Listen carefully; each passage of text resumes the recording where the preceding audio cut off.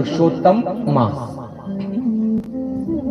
आपने देखा होगा उज्जैन में अपने कितने होते, 84 महादेव। पुरुषोत्तम मास में लोग 84 महादेव,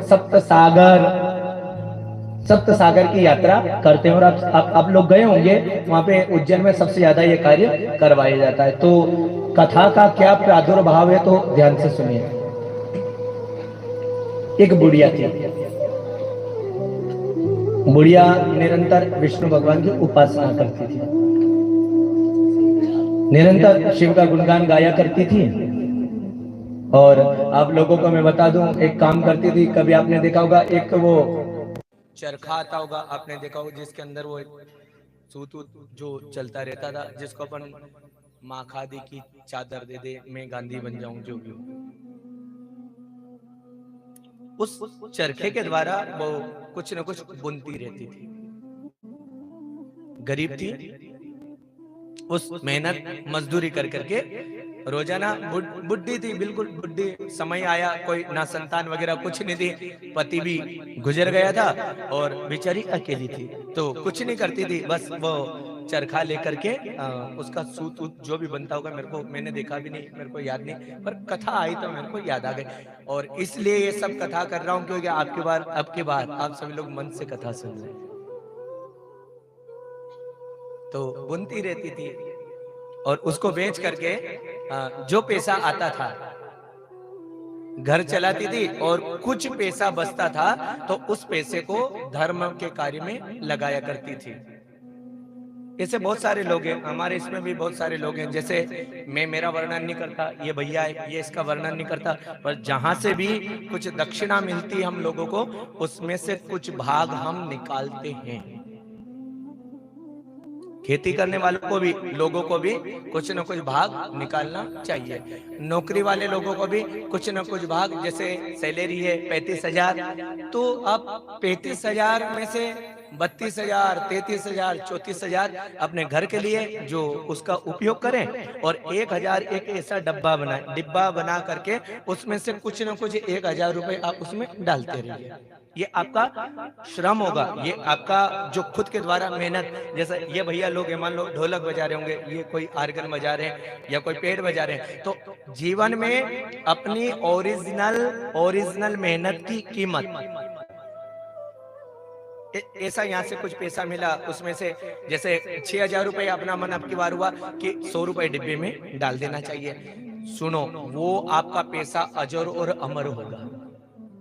ये बुढ़िया क्या करती थी, रोज उस चरखे के द्वारा काम करती थी, बेच करके आती थी, और जितना कुछ उसमें से पैसा कुछ बचता था तो उसको इकट्ठा करके धर्म का काम करती थी। कहाँ पे करती थी, क्योंकि ना तो संतान है।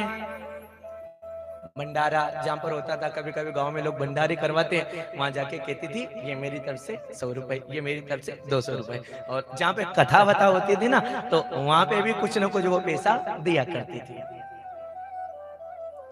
और सच में एक बात बोलूं हृदय से,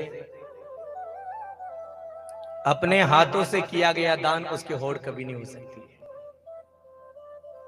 अपने घर वाले दें, ये एक बात अलग है। कभी कभी शिव महापुराण की कथा में चंदा आता है, वो देते हैं, पर कभी कभी अलग से 10 रुपए बुला करके कहना ये तो पूरे घर का था और ये 10 रुपए मेरी तरफ से। बहुत बहुत आप लोगों का आनंद होगा। और मेरी बात से अगर आप सहमत हो तो अपने घर में एक डिब्बा जरूर रखो, जरूर। मैंने अगले साल डिब्बा रखा तो फिर मेरे मन में आया कि मेरे घर पे कुछ कार्यक्रम करना चाहिए, डिब्बा खोलूं, कितने पैसे निकलेंगे। हर जगह की कथा करते करते उसमें से 70 से 75,000 रुपया निकला। मैंने चारों भाइयों को बुलाया, अपने घर में सचंडी हो, मूल भागवत हो, ये सब भैया लोग थे, और मैंने उसी पैसे के द्वारा, अब उसमें डर भी नहीं लग रहा कि गुरु जी को 100 दे के 200 दे, 75,000 रुपये।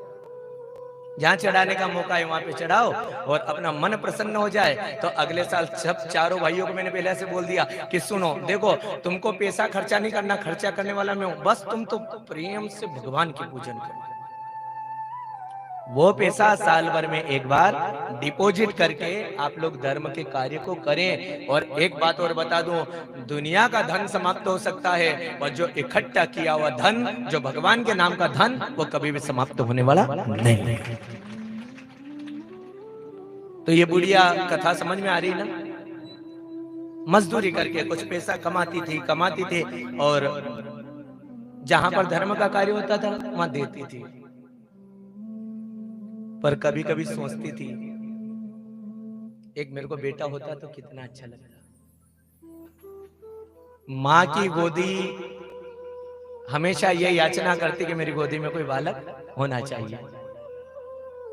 पुरुषोत्तम मास आया, 30 दिन का पुरुषोत्तम मास रहता है, आप जानते हैं ना, 1 महीने का। तो वो बुढ़िया रोजाना सुबह जल्दी उठ करके भगवान का पूजन करती, दान देती, धर्म देती, फिर वो चरखा चलाती, फिर उसको बेच करके मजदूरी करती, मजदूरी में से जो पैसा आता कुछ घर में लगा लेती और कुछ धर्म के काम में दिया करती थी। पर एक दिन पुरुषोत्तम मास चल रहा था तो उसके मन में आया कि मेरे को भगवान एक बेटा दे देता तो तेरा क्या चला जाता। अपने मन में आता होगा ना, भगवान दुनिया को तूने बेटे दिए, मैं तो बुढ़ी हो गई, मेरा पति भी मर गया, अगर तू मेरे को बेटा दे देता तो कितना अच्छा लगता। ये बात भगवान से किया करती थी और कभी कभी यूं भी कहती कि बेटा भी दे और उसकी लाड़ी भी दे देता तो तेरा क्या चला जाता। अब देखना इस कथा में कितना बड़ा रहस्य जाएगा। रोजाना स्नान करने के लिए जाती, फिर ठाकुर जी के पूजन करती और एक दिन नदी किनारे स्नान कर रही थी। पुरुषोत्तम मास का महीना चल रहा था और जैसे ही स्नान करके आई, इसने देखा एक नन्हा सा बालक वहां पर दौड़ रहा है, छोटा सा। वो नन्हा सा बालक आया और आते ही कुछ नहीं बोला, वो बोला नहीं और आते ही उस बुढ़ी माँ को गले लगाने में भी देर नहीं करी। उस बुढ़ी माँ ने उस नन्हे से बालक को सबसे पूछा, ये तुम्हारा? क्यों बहुत सारे लोग नहा रहे हैं, कोई मिल जाता तो अपन कहता ना आपका बेटा है, आपका बेटा, आपका बेटा। उस बुढ़ी माँ ने सबसे पूछा, ये क्या तुम्हारा बेटा है, तुम्हारा बेटा है? तो सबने मना कर दिया, ये हमारा बेटा नहीं है। तो उसने सोचा किसी का नहीं है तो अपना तो। उस नन्हे से बेटे को लेकर के अपने घर पे आ गई, लाड़ करती। पर एक इस कथा में ये एक बात आई कि वो नन्हा सा बेटा दूध पिलाती, उसको रोटी खिलाती, पानी पिलाती, पर वो बोलता नहीं था, नाचता था, गाता था। उसके बाल कैसे थे पता? घुंघराले बाल, घुंघरू घुंघरू। ये एक आपने देखा होगा ना, कभी कभी कोई बेटे को छोटा सा जब जन्म लेता है ना तो उसके बाल अलग ही होते हैं, घुंघराले घुंघराले बाल, घुंघराले बाल। वो माँ उसको देखा करती थी और वो बेटा उसको देखता। पर बात यहाँ पे ये समझ में नहीं आई कि वो बेटा भी उससे बात नहीं करता, माँ बार बार पूछती तू बोल तू बोल तू बोल, नहीं बोलता, चलता रहा। और एक दिन की बात है, थोड़ा सा बेटा वो थोड़ा सा बड़ा हुआ, यानी 5 साल की एज से 6 साल में आया। माँ स्नान करने के लिए जाती और वो क्या करता था सुनना, कहता माँ तू तू तू यहीं पे रुकना, बोलता तो था नहीं। माँ जब नहाने के लिए जाती थी तो वो नदी में अलग जगह पर नहाने के लिए जाता था और पर माँ जब कपड़ा पहनती थी उस समय आने में भी देर नहीं करता था। अब ये समय पुरुषोत्तम मास में चलता रहा। कथा को समझना, पुरुषोत्तम मास कितने दिन का? 30 दिन का। रोजाना नहाना, रोजाना घर पे चले जाना। पर अब आप लोगों को मैं बता दूं, उस नदी के पास में एक राजा का बहुत बड़ा भवन था, बहुत बड़ा। राजा की एक बेटी थी जिसका नाम था कौहरी। वो एक झरो का था, झरो के पहले राजमहल में रहते थे। तो वो कौहरी क्या करती थी, जो लोग नहाने के लिए आते थे उनको देखा करती थी, क्योंकि राजपूत संप्रदाय में मर्यादा बहुत ज्यादा है। एक आम आदमी की तरह जीवन इनका नहीं रहता है, एक कमरों के अंदर एक मर्यादा। तो राजा की बेटी वह कौहरी देखा करती थी कि कौन नहाने के लिए आया, क्या नहीं आया। पर रोजाना देखने के बाद में उसने एक दिन आश्चर्य देख लिया। ये जो बुड्ढी का एक छोटा सा बालक था, ये क्या करता था, जब बुड्ढी माँ के साथ में आता था तो छोटा सा था और थोड़ी दूर जाने के बाद में जब नहाता था तो बहुत जवान हो जाया करता था। और फिर नदी में से निकलता, फिर छोटा सा हो जाता। अब ये चिंता होने लगी। अब आपको अगर ऐसा आश्चर्य मिल जाए तो आप रोजाना देखोगे कि नहीं देखोगे? तो वो राजा की बेटी कहोरी रोजाना देखती, वो बुड्ढी के साथ में आता, बुड्ढी इधर ना आती, वो वहां पे जाता, नदी में जाता, बहुत बड़ा जवान हो जाता, और जवान होने के बाद में जैसे ही निकल के आता तो फिर बेटा हो जाता। तो कहोरी बहुत दिन तक देखती रही, देखती रही, देखती रही, और एक दिन अपने पिताजी से कहा कि पिताश्री, मैं आपसे एक बात करना चाहती हूँ। राजा ने कहा, बोलो, बेटी से प्यार है, बोलो बेटी, आपको क्या क्या जरूरत है? तो उस बेटी ने कहा कि वैसे तो हम राजपूत संप्रदाय के हैं, हमको नहीं बोलना चाहिए, पर सुनो पिताश्री, मैं एक आपसे बात करना चाहती हूँ कि मैं दूसरे से विवाह नहीं करूंगी। राजा ने कहा, फिर तू किसके साथ में विवाह करेगी? बोले पिताश्री, मैंने मेरा वर देख लिया है।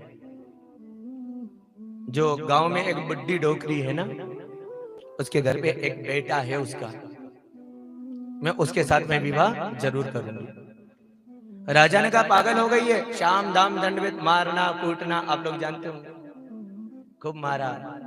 पर कोहरी ने कहा, मैं मर जाऊंगी पर शादी करूंगी तो उसी बालक से, क्योंकि वो जानती है ये बड़ा होता है, मैं विवाह करूंगी तो उसी बालक से करूंगी, दूसरे के साथ में मैं कभी भी विवाह नहीं करूंगी। आखिर लोगों को बुलाया गया कि क्या करें, तो गांव वालों ने कहा कि अब नहीं मान रही है तो इसका भाग्य है, ये जाने, इसकी लीला जाने, इसका विवाह कर दीजिए। बुड्ढी को बुलाया गया, बुड्ढी डरने लगी, क्या मेरे से अपराध हो गया? तो बुड्ढी ने कहा कि आपने मुझको राजभवन में क्यों बुलाया? तो राजा ने कहा, हमारी बेटी है जिसका नाम है कहोरी, वो आपके बालक से प्रेम करती है। बुड्ढी ने कहा, मैं कहाँ, आप कहाँ, और मेरा बेटा तो छोटा सा है, आपकी बेटी की उम्र तो 15-16 साल की है। अरे 5 साल के बेटे से क्या कोई विवाह कर सकता है? तो राजा ने कहा, हमने खूब समझाया उसको, वो कोहरी नहीं समझ रही है, हमारे मन में आया कि हम हमारी बेटी का विवाह कर ही दें। तो बुड्ढी डोकरी बेचारी डरती थी, क्योंकि ऊंचे लोग, ऊंची पसंद, माणिकचंद, डरती थी। पर बात आ गई, समझ में आ गई, और आज विवाह हुआ है ना। संक्षिप्त कथा ये पुरुषोत्तम मास की। पर गृहस्थ आश्रम में आप जानते होंगे एक रात्रि होती है, जो पहली रात्रि, जो एक पति के दर्शन,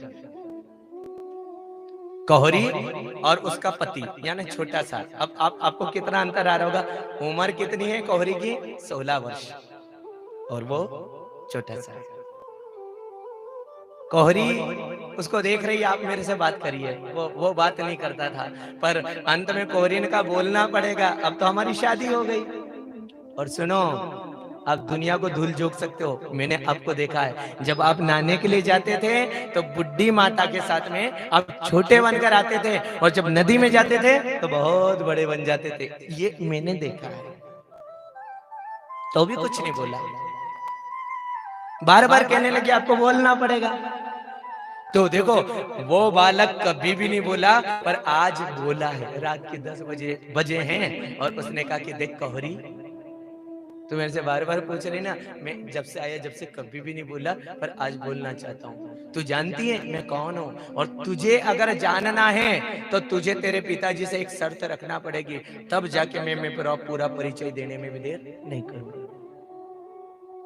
तो कोहरी ने कहा कि आप जो मेरे पिताजी से बात करना चाहते हैं वो करेंगे। तो कोहरी ने कहा, सुबह राजा से कहा कि जो छोटे से बालक है ना मेरे पति, वो कुछ बोलना चाहते, अभी तक नहीं बोले। बुड्ढी को भी आश्चर्य हुआ, जो कभी नहीं बोला आज बोल रहा है। तो राजा ने कहा कि बोलिए, आपको आपका परिचय दीजिए, बहुत सारे लोग देखने के लिए आए, बहुत सारे लोग वहां राजमहल में हैं। कहा बोलिए, आपके लिए मैं क्या कर सकता हूँ? तो सुनो, वो छोटा सा बालक बोला कि मेरे लिए और इस बुड्ढी माँ के लिए आपको 1000 गौ का दान करना है। कितना दान? गौ माता का दान कितना करना है? 1000 गौ माता का दान। और दूसरा मेरा आपसे निवेदन है कि 1000 लोगों को आपको जिमाना पड़ेगा मेरे सामने। अब राजा तो राजा, कितने भी लोगों को बुला ले, और दूसरे लोग नहीं, मात्र पंडित जी को 1000 को बुलाना है, और आप लोगों को उनको दक्षिणा देना है। अब ये जो राजा था, राजा राजा के लिए कोई चीज असंभव नहीं होती है। राजा ने सूचना पहुंचा दी कि गांव के आसपास के जितने भी पंडित जी हैं सब लोग आए, हम आप लोगों को भोजन करवाएंगे। अभी तक आप लोगों को समझ में नहीं आ रही थी, ऐसी लोगों को समझ में नहीं आ रही थी कि हो क्या रहा है। एक तरफ कोहरी कड़ी है और वो छोटा सा बालक आज बोल रहा है कि 1000 लोगों को, 1000 ब्राह्मणों को जिमाओ। राजा था, 1000 ब्राह्मणों को जिमा दिया, उनको दक्षिणा दे दी। फिर बोलने लगा, अब आप बताओ आप कौन हो, आपका परिचय दो। तो सुन लेना, उसी समय अभी तक बालक नहीं बोला, पर आज बोलने लगा कि मैं कोई दूसरा नहीं हूं, मेरा नाम विष्णु है। और मुझे आना क्यों पड़ा? ये जो मेरी बुढ़ी माँ है ना, ये सोचा करती थी कि मेरे को ऐसा छोटा सा बेटा घुंघराले बाल वाला चाहिए, मुझे बनकर आना पड़ा। और एक बात और मैं बता दूं, भगवान विष्णु ने सभा के बीच में कहा कि सुनो, मेरी माँ ने पुरुषोत्तम मास किया था, पर ये बड़ी गरीब थी, चरखा चला चला करके ये मजदूरी करती थी। अब मेरे को याद आ गया कि 30 दिन इसने पुरुषोत्तम मास किया होगा और 30 दिन के बाद में उद्यापन होने वाला है, तो आज 30वां दिन है, उद्यापन का मौका आया, तो मैंने मेरी माँ के लिए 1000 ब्राह्मणों को जिमाने में भी देर नहीं कर, क्योंकि मेरी मां नहीं कर सकती, मेरी मां गरीब है, 1000 ब्राह्मणों को कहां से लाती। और सुनो, अब ये जो है ना, ये तुम्हारी बेटी, इसका नाम कोहरी, इसको भी पुरुषोत्तम मास का पुण्य मिला। बोले कैसे? ये कुछ नहीं करती थी, झरोके में जब लोग नहाने के लिए आते थे तो ये रोज मुझे देखा करती थी, और इसने पूजा करी या ना करी, पर इसको भी पुरुषोत्तम मास का पुण्य मिलने में देर है। उसी सभा के बीच में एक विमान आया, विमान में भगवान विष्णु आज जा रहे हैं, नगाड़े बजने लगे, झालर बजने लगी, और उसी समय आज भगवान विष्णु ने चतुर्भुज रूप में दर्शन राजा को दिए, और अपनी बुढ़ी माँ को बिठाया और अपने कोहरी को बिठाया, और वैकुंठ में ले जाने में देर नहीं लगी। ये पुरुषोत्तम मास की कथा है। इसलिए आप सभी लोगों से मेरा निवेदन, जब भी पुरुषोत्तम मास आए ना, गांव में कथा जरूर करवाना चाहिए, जरूर करवाना चाहिए। पुरुषोत्तम मास में पूजा करो या ना करो, सप्त सागर, 84 महादेव, सबके पूजन करो। एक कोहरी ने कुछ नहीं देखा,